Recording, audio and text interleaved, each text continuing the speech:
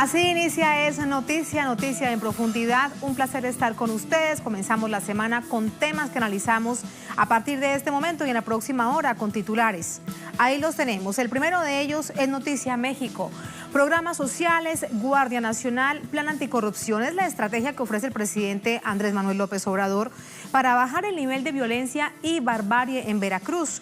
El anuncio lo hace tras una masacre cometida en un bar en Minatitlán este fin de semana. Analizamos los hechos, veremos la proyección de esas promesas. Segundo tema que es noticia, Puerto Rico. La isla recuerda cómo un ataque de los marines de la Marina de los Estados Unidos unía al pueblo y derivaba en la salida del cuerpo militar del país que estuvo allí por 60 años. Esto que sucedió en Vieques hace 20 años plantea de nuevo el debate. ¿Qué pasa con la unidad nacional en busca del independentismo? Vamos a revisarlo. Tercer tema que es noticia, salimos de la frontera de América Latina, España. Un candente debate televisado da inicio a una semana sin duda crucial de elecciones parlamentarias. Sánchez, Casado, Iglesias, Rivera se recriminaron por la crisis política que llevó a unos comicios anticipados. ¿Cómo están esos ánimos y cómo están las encuestas? Vamos a revisarlo, profundizamos en ello. De Noticia Casi comienza. Bienvenidos, bienvenidas.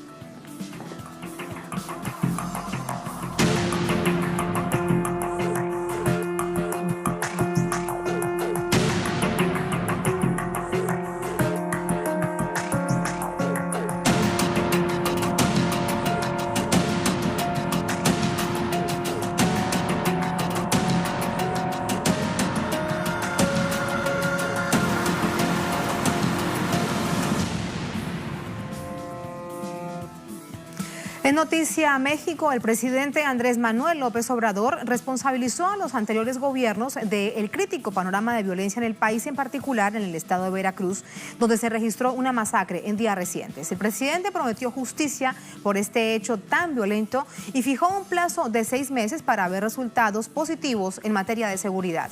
Vamos a revisar esos detalles. En una conferencia de prensa este lunes, el presidente Andrés Manuel López Obrador atribuyó el debilitado escenario de seguridad en el país a las mafias corruptivas que asegura se gestaron entre grupos del crimen organizado y autoridades federales y estatales de los anteriores gobiernos. López Obrador consideró que hechos como la matanza de 13 personas, registrada la noche del viernes en el municipio Minatitlán del estado de Veracruz, es una expresión de años de aplicación de políticas económicas antipopulares. El mandatario lamentó la masacre, ocurrida cuando sujetos armados irrumpieron en la celebración de un cumpleaños, presuntamente persiguiendo a un sujeto y dispararon contra los presentes. AMLO se comprometió a erradicar la violencia en Veracruz y estimó que en 6 meses empezarán a verse resultados en materia de seguridad en todo el país. Señaló que esto será posible gracias a la aplicación de programas sociales, particularmente en beneficio de la juventud, así como a la creación de la Guardia Nacional. Todo esto va a ayudar mucho porque se había abandonado al pueblo. El gobierno estaba, lo repito, solo dedicado a facilitar el robo, el saqueo. No había un gobierno preocupado por las demandas, por las necesidades del pueblo. Este es el cambio. Esa es una acción que se va a ir consolidando y nos va a ayudar mucho para garantizar la paz y la tranquilidad. Reconocido por los últimos jefes de Estado, la violencia es uno de los principales problemas de México desde hace varios años. Veracruz es una de las entidades más afectadas por este flagelo, por las disputas entre carteles de narcotráfico por el control de la zona. También es un territorio gravemente afectado por el robo de combustible, el tráfico de personas, el secuestro y el cobro ilegal a comerciantes. Según cifras del gobierno, solo entre enero y marzo de este año, un total de 2.301 personas fueron víctimas de delitos contra la vida y la integridad corporal en el estado de Veracruz. Durante ese periodo, se registraron 682 homicidios y 122 secuestros. Además, de febrero a marzo de 2019, la incidencia delictiva en Veracruz aumentó un 15,1%, por lo que en marzo se ubicó como la 6ª entidad con más víctimas de homicidios dolosos del país, con 166 casos. En este territorio se han contabilizado de manera oficial al menos 601 fosas clandestinas en los últimos 8 años. Este alarmante panorama que se expande en toda la nación es posicionado por el gobierno de AMLO como una prioridad de la que espera salir airoso con el prometido reforzamiento de los cuerpos de seguridad. Ahí están los hechos, seguimos sumando información, por eso vamos hasta Ciudad de México con nuestro corresponsal Eduardo Martínez. Hola Eduardo, buenas noches. ¿Cómo avanzan las investigaciones? ¿Qué dicen las autoridades judiciales ante esta masacre y esta situación tan lamentable? Adelante.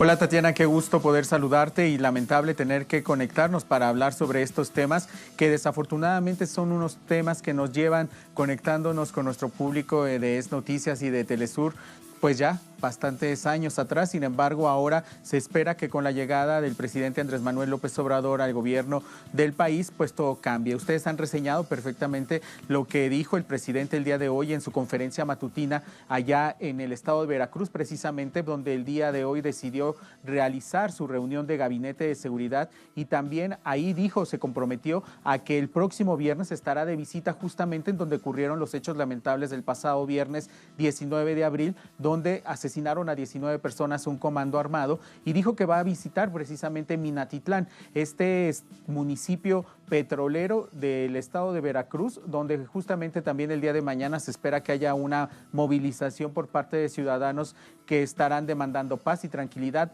para esa zona del territorio mexicano. El día de hoy, por ejemplo, también ya hay más información que dio a conocer la Fiscalía del Estado de Veracruz, que cabe destacar, Tatiana, que es una fiscalía que no se lleva bien, por decirlo de alguna manera, con el gobernador Cuitláhuac García. Recordemos que Jorge Winkler, que es el fiscal general de Veracruz, está, digamos, de alguna manera impuesto por el gobierno anterior de Javier Duarte y también de Miguel Ángel Yunes, que son señalados por sus vínculos con la delincuencia. El día de hoy el presidente López Obrador señalaba que si todo lo que ocurre en el estado de Veracruz es posible, es porque justamente se dio un ambiente en el que las bandas delincuenciales estaban coludidas con el poder estatal, y esta situación ha llevado a que el estado entre en una situación de crisis que le tomará tiempo a la federación poder solucionar. Pero el fiscal ha adelantado también ya sus averiguaciones y ha señalado que esta matanza o esta masacre o ejecuciones que se dieron el viernes pasado están relacionadas con la venta de drogas en 2 bares, y que la persona que estaban buscando el comando armado, que es una mujer trans, que es conocida en esa región como la Becky, había pasado de un bando a otra banda de criminal por la venta de drogas, es decir, pasó de la banda criminal de los Zetas a la banda criminal del Cártel Jalisco Nueva Generación, que ahora mismo pues son de las bandas más fortalecidas en todo el territorio mexicano y que han podido esparcir células por distintos puntos del país y que están causando conflicto. Tatiana, el presidente ha afincado su estrategia en materia de seguridad en la conformación de esta Guardia Nacional, que ha sido avalada por el Congreso y también por la mayoría de los estados del territorio mexicano ya hace algunas semanas. Sin embargo, todavía está pendiente que sean aprobadas por el Senado de la República las 4 leyes secundarias que permitirán el funcionamiento de la Guardia Nacional y cuáles serán las normas por las cuales se estará rigiendo. Sobre todo, el presidente ha sido muy enfático en señalar que se trate de una corporación que tenga un respeto a los derechos humanos y que no se cometan las arbitrariedades que se cometieron en el pasado. Recordemos que la Guardia Nacional está conformada por policías militares, navales y también federales, y eso ha llamado la atención de las organizaciones no gubernamentales, quienes han señalado una especie de militarización en el país, pero el gobierno ha dicho que no se trata de una estrategia similar a la que se emprendió durante el gobierno de Felipe Calderón o durante el gobierno anterior de Enrique Peña Nieto. Así la situación, Tatiana, en este país donde pues todavía se viven los grandes números o las grandes cifras en materia de inseguridad y de homicidios, pero que esperamos y espera el gobierno también y los ciudadanos puedan tener un cambio ya en el corto plazo con este nuevo gobierno y con la estrategia que también está todavía pendiente de que se apruebe en el Senado de la República la Estrategia Nacional de Seguridad Pública y que se estará discutiendo ya en estos próximos días ahí en la Cámara de Senadores. Eduardo, a este detallado reporte que nos entregas, te pido sumarle algo. Y hemos visto cómo hay declaraciones del presidente Andrés Manuel López Obrador sobre las autoridades locales en Veracruz. ¿Cómo ha sido recibido? Porque de hecho los medios locales titulan de una manera bastante pomposa que serán investigados porque puede haber alguna posibilidad de responsabilidad criminal con respecto a lo sucedido en la masacre. Sin embargo, del otro lado, vemos a las autoridades locales diciendo vamos a colaborar en todo con el presidente Andrés Manuel López Obrador. ¿Cómo están entonces esas situaciones?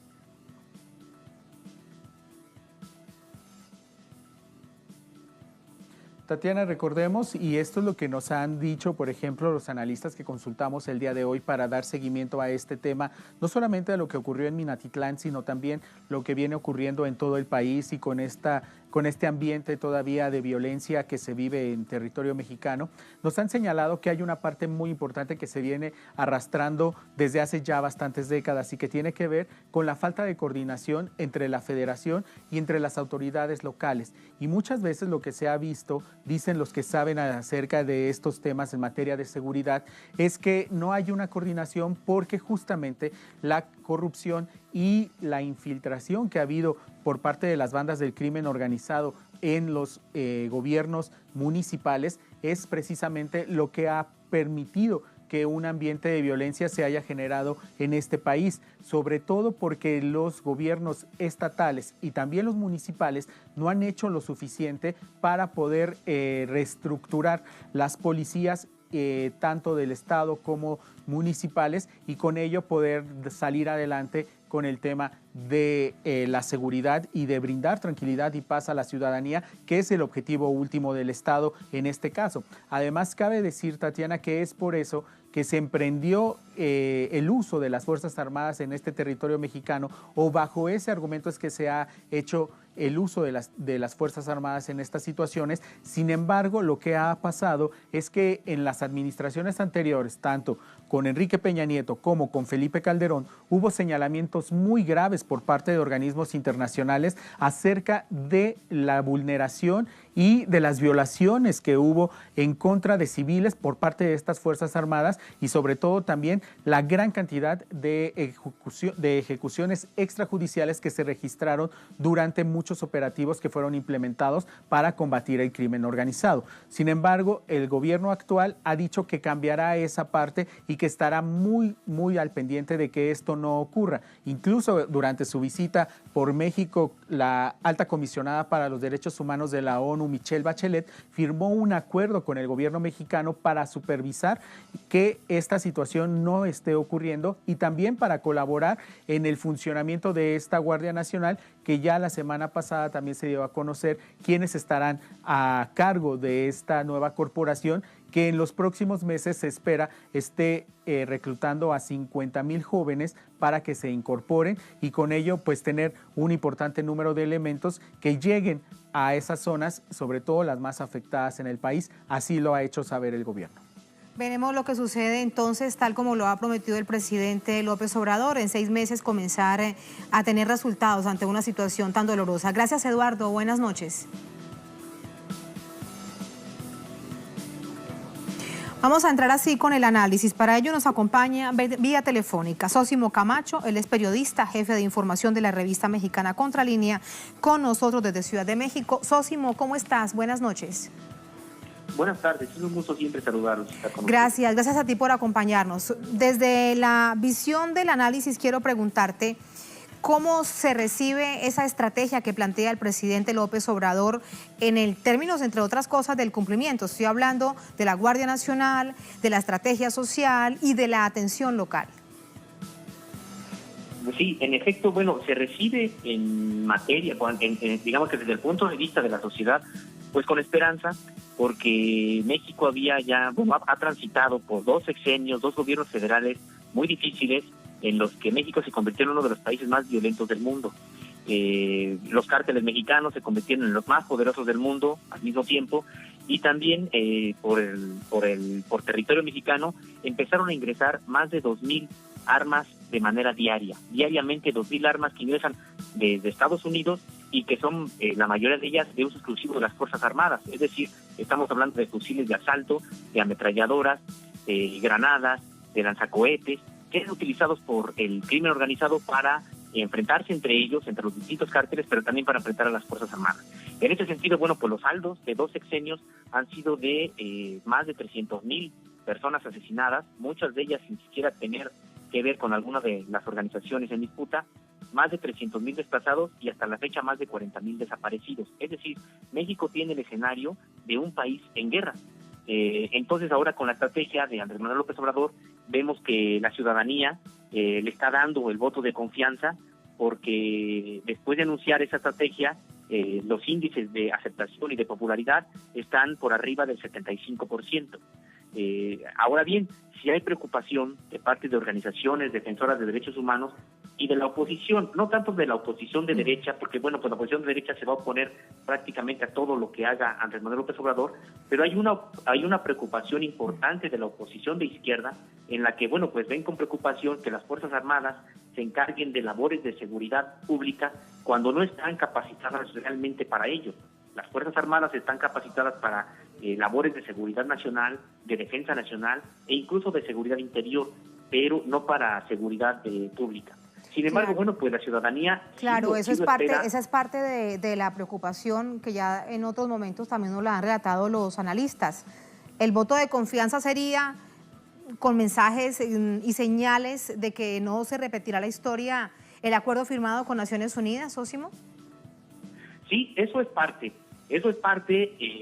Ahora bien, bueno, con Naciones Unidas, incluso con las organizaciones de Estados Americanos, también con la Comisión Interamericana de Derechos Humanos, hay documentos firmados para que se castigue en caso de que haya violaciones a los derechos humanos, de manera inmediata se separe a los efectivos, a los militares involucrados, y eso, a decir de Andrés Manuel López Obrador, vendría a evitar que se generalizara la violación a los derechos humanos, como en efecto se ocurrió durante los sexenios derechistas de Felipe Calderón, de Vicente Fox y de Enrique Peña Nieto. Eso por un lado, pero Andrés Manuel López Obrador en realidad descarga su propuesta en 3 pilares. El primero es en efecto el avance de los programas sociales. Considera que con la consolidación de los programas sociales la delincuencia va a tener menos, podríamos decir que menos trabajadores, menos personas que quieran involucrarse en sus actividades. Si hay empleo, si hay becas para estudiar, es decir, la gente va a empezar a dedicarse a actividades lícitas. Eso por un lado. Y por el otro lado, la Guardia Nacional. Es importante el asunto de la Guardia Nacional. ¿Por qué?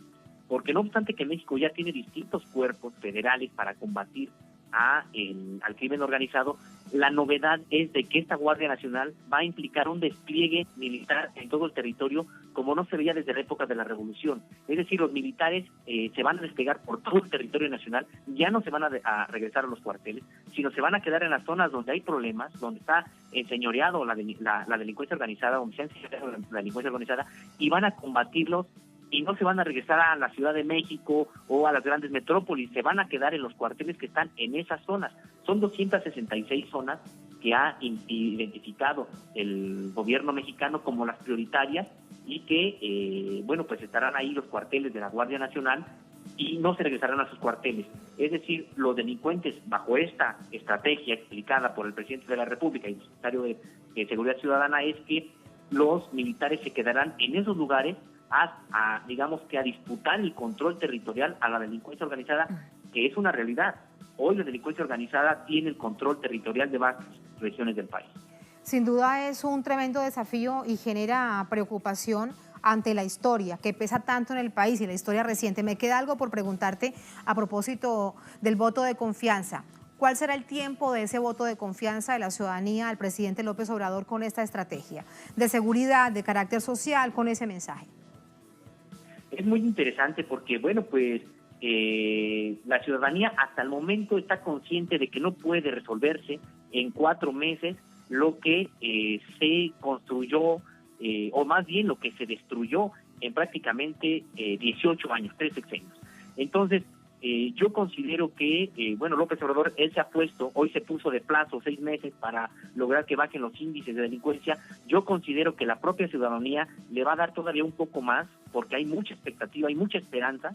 Yo considero que la ciudadanía le dará un año para que empiecen a bajar los índices de delincuencia. Y en efecto, si es que no funciona, si es que no bajan los índices de delincuencia y siguen al alza, entonces cuidado, porque ahí sí Andrés Manuel López Obrador va a estar, digamos que bastante vulnerable, va a perder el apoyo de las clases populares, que son las que lo llevaron al poder, y ahí sí estaría en riesgo su propia permanencia en el poder. Pero considero que será aproximadamente un año el tiempo que le dará a la población para que mejore la situación en materia de seguridad. Aún queda un poco de tiempo para hacer esa evaluación, veremos lo que sucede. Sósimo, gracias, muy buenas noches. Es un gusto siempre estar con ustedes. Muy buenas noches. Muy buenas noches y gracias. Así nos vamos a la primera pausa en esta emisión de Es Noticia. Al volver, Es Noticia Puerto Rico. La isla recuerda cómo un ataque de la Marina de los Estados Unidos unía al pueblo y derivó en la salida del cuerpo militar del país. Esto que sucedió, lo ven ustedes en imágenes, en Vieques, esto fue hace 20 años, plantea de nuevo un debate estructural, un debate central. ¿Qué pasa con la unidad nacional en busca del independentismo? Vamos a verlo con la información y con el análisis al volver en Es Noticia.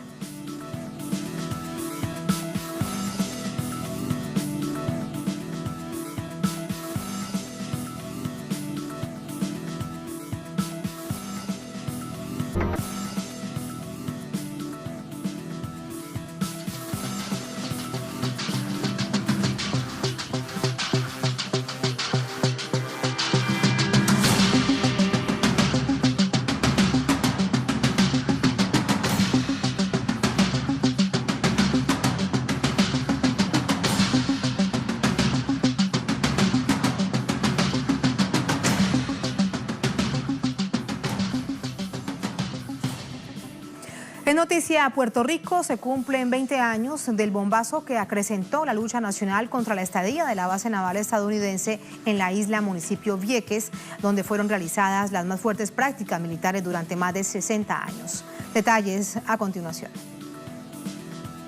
Han transcurrido 20 años del supuesto y trágico error cometido por uno de los pilotos que integraban la Marina de Guerra de los Estados Unidos para 1999 en Puerto Rico. En él perdió la vida el guardia de seguridad civil, David Sanés Rodríguez, quien laboraba en un punto de observación de los campos de entrenamiento de la Marina.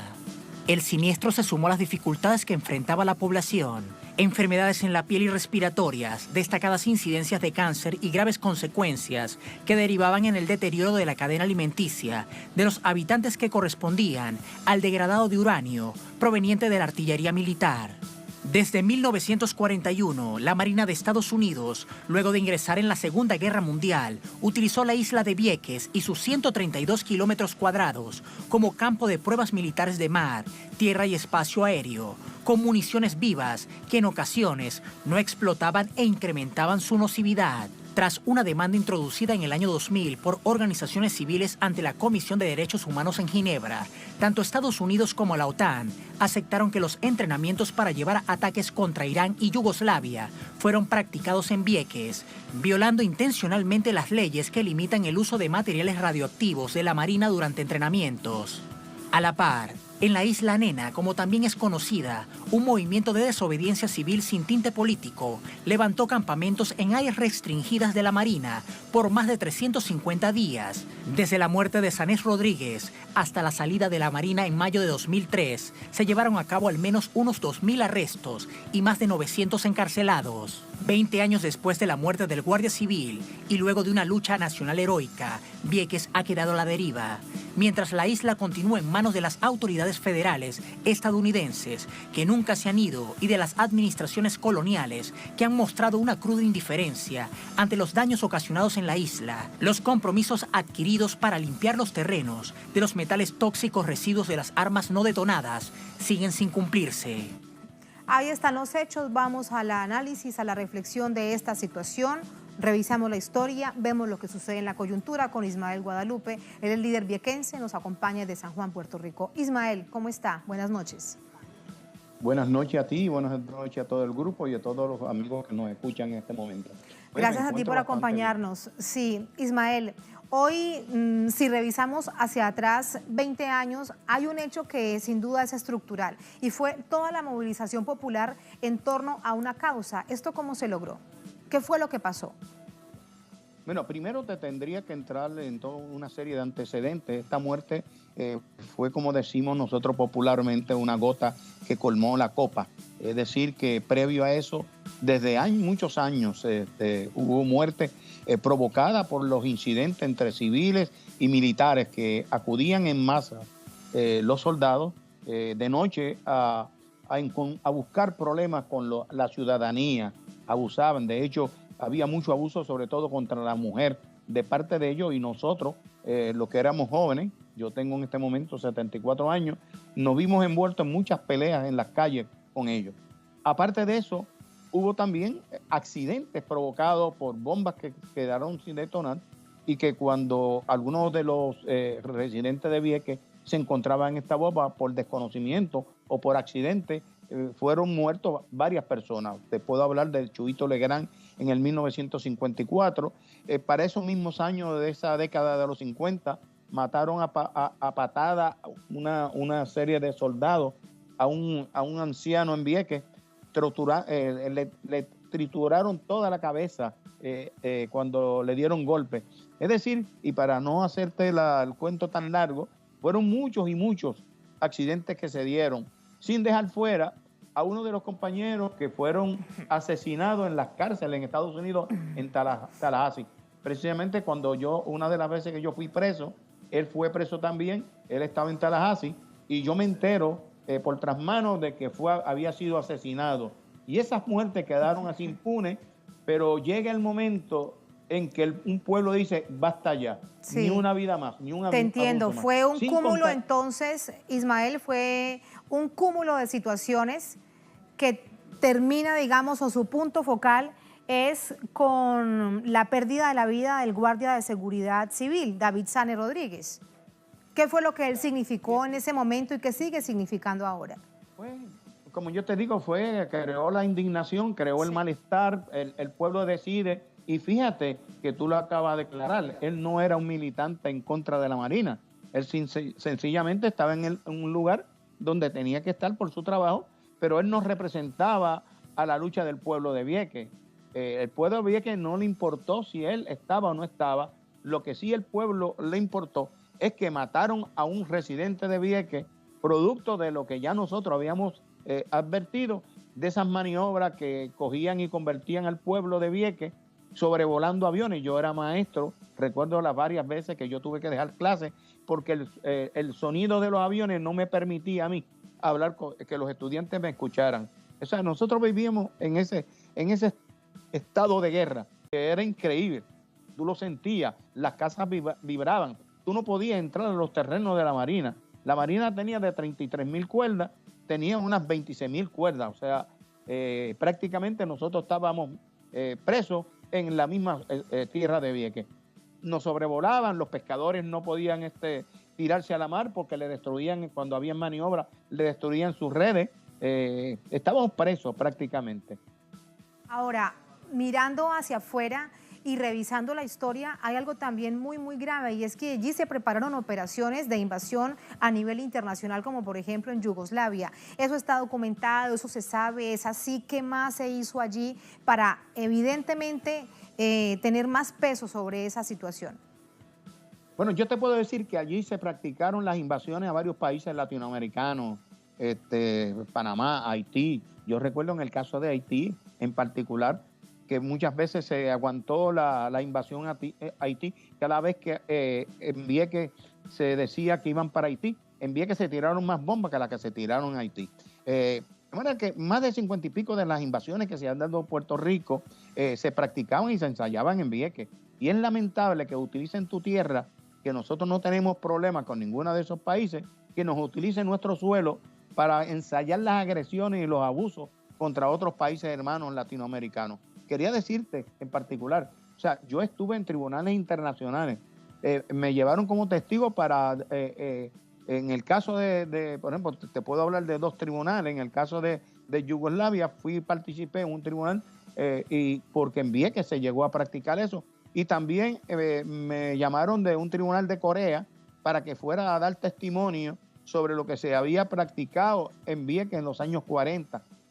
Aunque yo era un niño, pero estudié más o menos lo que se había dado, y además que estuve en Corea del Sur, cuando en un momento dado dándole solidaridad a los amigos y luchadores en Corea.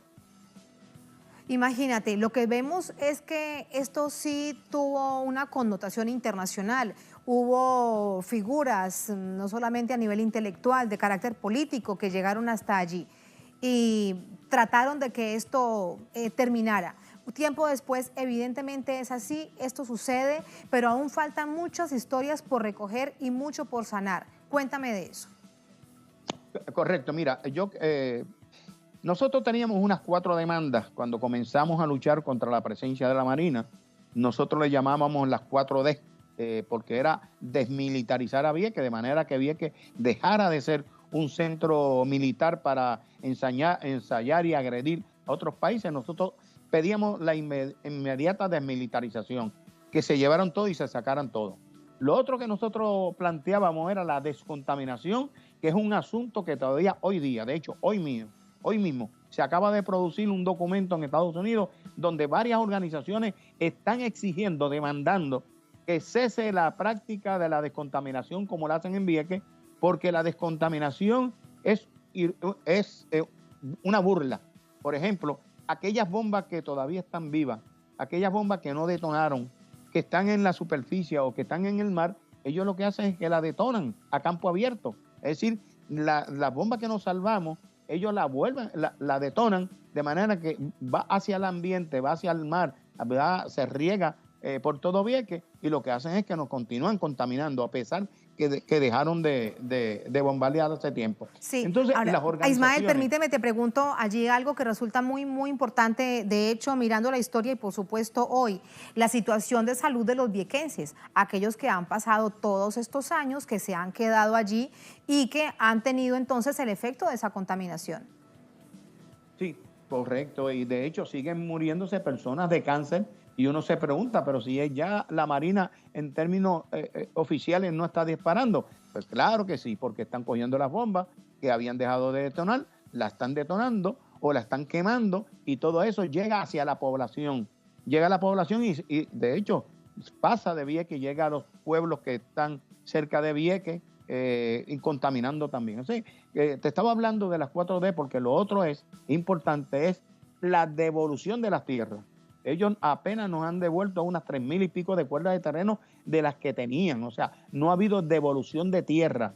Y lo otro es el desarrollo, que nosotros queríamos que la Marina se fuera para nosotros desarrollar a Vieques conforme a lo que nosotros teníamos como propuesta, que fueron unas propuestas que se discutieron en las comunidades, que se convirtieron en una guía y posteriormente el gobierno la convirtió en ley, pero al venir cambios de gobierno no se ha ejecutado eso, y hoy día son otros los que disfrutan la salida de la Marina, porque nosotros hicimos el trabajo de convertir la Vieques en un sitio más atractivo, donde no hay tanta contaminación, donde no sobrevuelan aviones, y entonces prácticamente nos han quitado a nosotros nuestro desarrollo, imponiéndonos el desarrollo de Vieques.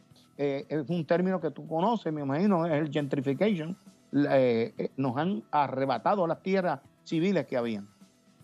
Y eso sigue así, ese es parte Sí. del asunto aún no resuelto. Ahora, dentro de de toda esta unidad nacional que llevó a que la Marina de los Estados Unidos saliera unos años después, se encontraba el movimiento independentista. ¿Qué pasó para que se unieran aquellos que le apuestan a la independencia del país y aquellos que piensan que deben seguir siendo una colonia de los Estados Unidos? Sí. Bueno, nosotros los independentistas entendemos que el problema de Vieques, y así yo siempre lo he expresado, es un problema como resultado de la condición y de la inferioridad política que nosotros tenemos.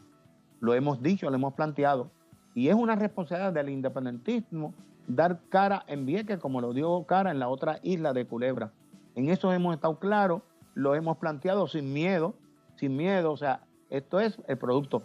Con todo y eso, otros partidos coloniales se unieron porque no le quedaba otra alternativa que unirse, a ese reclamo donde estaba sobre todo el movimiento independentista, que anteriormente era el Partido Socialista y otras organizaciones de izquierda en Puerto Rico. Todo el mundo entendía que esa era su responsabilidad como independentista, que es lo que yo mismo he planteado en Vieques, que mi responsabilidad inmediata como independentista era dar la cara para que esa Marina dejara de cesara en sus abusos contra nuestro pueblo.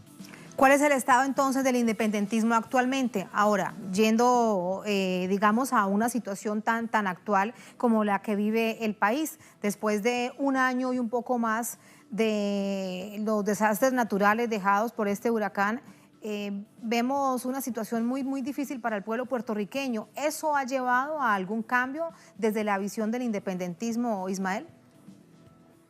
Sí, mira, yo creo que hemos sido claros, inclusive yo te lo podría traer también con una junta imperial que se nos ha impuesto a nosotros.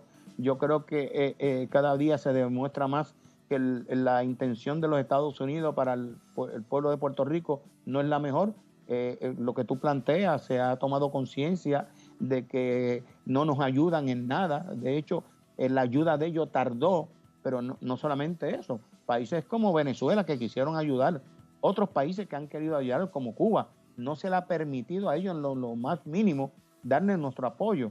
Si Puerto Rico hubiese abierto las puertas o Estados Unidos hubiese permitido la entrada de países soberanos, aliados, muy buenos, ya esto se estuviera resuelto. Todavía estamos cargando con los efectos de esos temporales que se dieron, como María y también Irma, que nosotros estamos sintiendo ese golpe de esos temporales. Muchísimas gracias, Ismael, por recordarnos la historia, por revisar la situación actual de Puerto Rico a propósito de estos 20 años de una situación tan dolorosa. Bueno, pero fíjate en lo que derivó, por lo menos algo bueno para los puertorriqueños. Un abrazo, muchas gracias. Igualmente a ustedes, gracias. Hasta luego y muchas gracias. Así nos vamos a la segunda, última pausa en esta emisión de Esa Noticia. Al volver, salimos de la frontera de América Latina, es noticia España. Un candente debate televisado da inicio a la semana crucial de elecciones parlamentarias. Sánchez, Casado, Iglesias y Rivera se recriminaron por la crisis política que llevó a unos comicios anticipados. ¿Cómo están los ánimos? ¿Cómo están las encuestas? Vamos a revisarlo al volver en Es Noticia.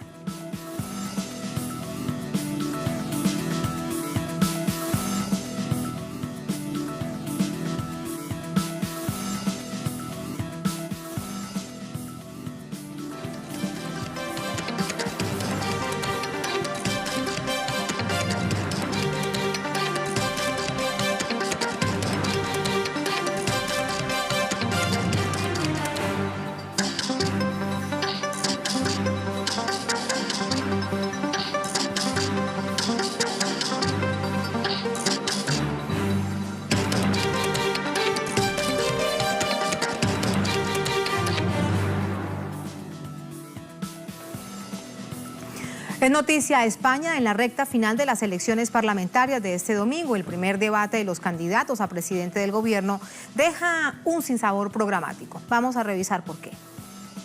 Pedro Sánchez del PSOE, Pablo Casado del Partido Popular, Albert Rivera de Ciudadanos y Pablo Iglesias de Podemos se vieron cara a cara. Fue la primera gran oportunidad para explicar cómo salir de la crisis de gobernabilidad, de corrupción y de desempleo. Sin embargo, el debate estuvo centrado en otros asuntos. Si Sánchez está dispuesto a pactar con Ciudadanos o si Casado haría un pacto con los socialistas. De allí queda claro que las alianzas son una preocupación para los aspirantes a la primera magistratura del país, ya que después de las elecciones, cualquier facción política que gane la contienda necesita moverse entre amigos políticos para lograr mayoría. Un escenario similar vivió España tras los comicios de 2016. El país estuvo casi un año sin lograr la formación de un gobierno, en vista que el representante del Partido Popular, Mariano Rajoy, no contaba con la aprobación del Parlamento. Han pasado solo 2 años y la nación ibérica se enfrenta a una situación similar, con un pueblo que espera respuestas inmediatas a sus problemas estructurales. Vamos con el análisis, y no solamente del debate, de una semana muy compleja que tendrá que decidir el pueblo cuál será su mejor panorama el próximo domingo. Para ello nos acompaña Guillermo Holzman, él es cientista político, analista internacional, profesor universitario, con nosotros desde Valparaíso, Chile. Profesor Holzman, ¿cómo está? Buenas noches.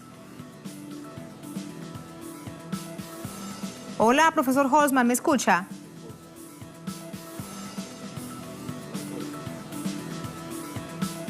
Muy bien, no tenemos la comunicación con el profesor Holzman. Le pido a la producción que rápidamente vamos a ubicarlo porque aún nos quedan unos minutos sin duda para un debate muy interesante.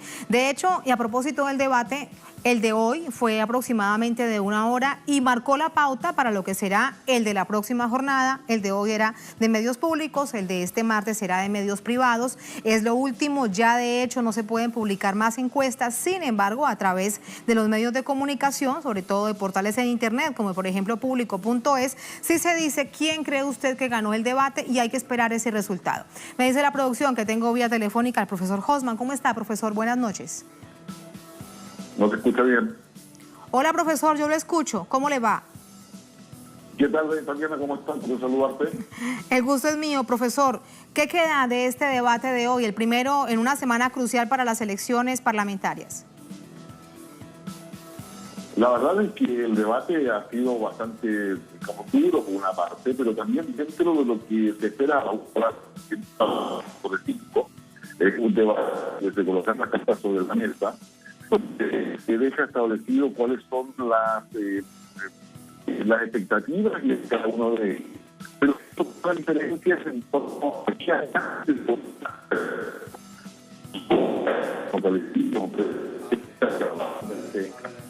Profesor Holzman, lamentablemente tengo problemas en la comunicación con usted y resulta muy importante que nuestro equipo y que nuestra audiencia pueda escucharlo, así que le pido a la producción que vamos a mejorar esa comunicación para poder conversar acerca de lo que significa este debate. Hay temas que resultan fundamentales para la población, se han visto a propósito de las encuestas en encuestas anteriores. ¿Qué es lo que la gente exige? Por ejemplo, bueno, que hayan planes para mejorar el nivel de empleo y también del salario de las personas, que se acabe con la corrupción, que se acabe con los desahucios, y de eso muy poco se dijo hoy realmente en el debate. En cambio, ¿a qué se dio paso? Al tema de los pactos, al tema de las alianzas, que resulta fundamental.